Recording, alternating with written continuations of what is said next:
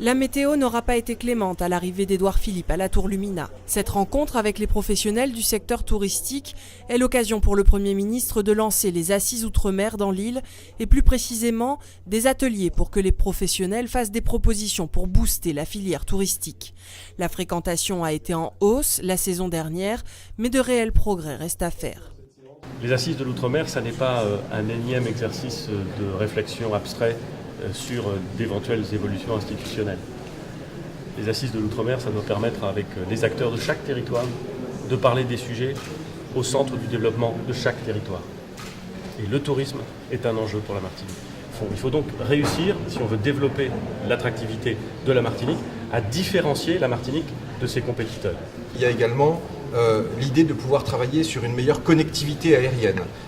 La Martinique, elle est idéalement positionnée à quelques encablures du continent américain, avec une clientèle non seulement déjà forte, qui vient des États-Unis, du Canada, mais également, vous savez, le continent d'Amérique du Sud.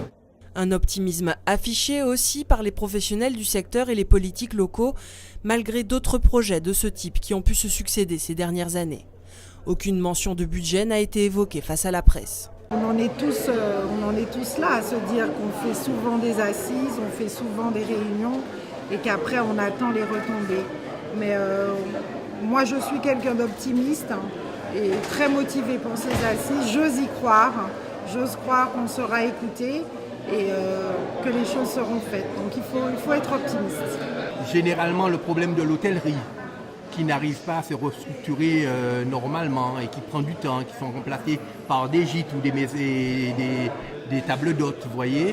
On a aussi parlé du problème de l'aéroport, avec un certain nombre de problématiques avec les compagnies étrangères qui avaient besoin d'autorisation pour venir, etc.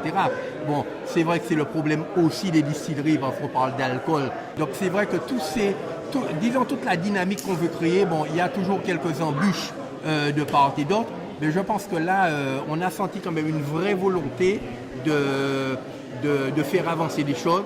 Des ateliers thématiques sur le tourisme donc, mais aussi la santé, la culture ou encore l'environnement se dérouleront jusqu'en mai prochain. La population est elle aussi appelée à se prononcer sur les priorités qui lui importe de mettre en chantier. Pour cela, rendez-vous sur le site des Assises des Outre-mer. Cette consultation en ligne est ouverte jusqu'au 22 novembre prochain.